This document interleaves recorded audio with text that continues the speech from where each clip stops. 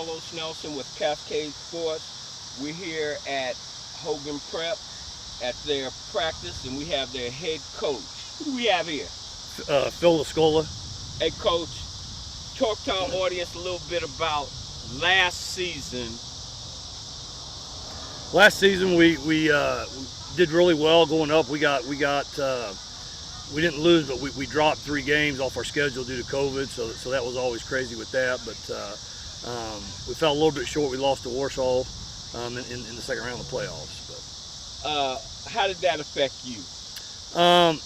It affected me. It motivated me to get these guys ready for next year. Going into it this year, so we have the same kind of COVID stuff going on. How did the kids take that psychologically? They handled it, but they weren't happy about it. And it's given a lot of drive in this off season to take care of business. I'm gonna switch gears real quick also on y'all's new stadium. Talk about that and what that's going to mean to the team and so forth. It's going to mean great things for Hogan Prep. As you know, we're getting a new school building right here where we're standing right now. It'll be the new school building. A year or 2 down the line, we're going to knock the other building down, and we're going to have a brand new state-of-the-art athletic facility over there. So, do great for kids. Kids have deserved that for a long period of time, but just having something they can call home. I'm happy for not just Hogan, the Southeasters and the Lincoln, where y'all couldn't play home games.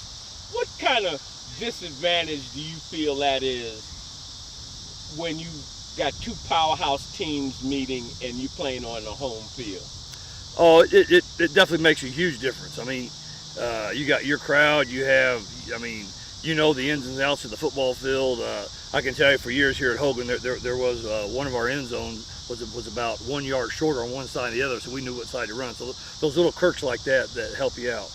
What you looking forward to doing this season, and talk about some of your standouts, or who you think are going to be your standouts? Well, our offense we have a lot of people back on our offense. So that's going to be a good standout for us. Our defense is up and coming. We're going to have a lot of people playing on defense that didn't play last year on the varsity field. But what I like about it is their gel and what they've done in the off season and what we've done out here. They're coming along. They're actually ahead of schedule of where I'd want them to be. But they still understand they have to keep getting better and better each Hey, Coach, let me tell you this. I've been covering y'all for about 12, 13 years. The last 2 or 3 years, what I have noticed in my school interviews with your players, they really focus on their academics as hard as they are on their football. I don't think previous teams had been as focused. You got them, boy, they lasered in. They like, no grades, no football. Right, and that's something that we stress here. We have study hall before we even go to practice. Every day we're in their study hall. When school starts, we'll have a study hall for 45 minutes. Then we go to practice. The biggest thing that we have going for us now is not only are we preparing them for college, we have different pathways now that's real world learning, career pathways. So those kids that aren't really ready for college or really want to go to college, we're gonna have market value assets for some alternative things that they can, because college is not for everybody. Right. Hey, Coach, so what are you looking to finish up this season? What's your best scenario for this season? Best scenario for every season is winning it all, but even more so than winning is making sure these guys become good character and continue the good character that they showed and just become good young men and great people in the community. You got any closing words, Coach, for our audience?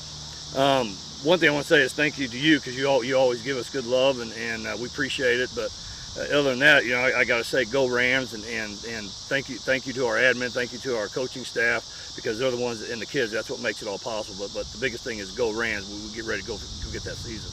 All right, pleasure having you on the show, and we look forward to covering some of your games. Thank you. This program is brought to you by the City of Fountains Coaches Association.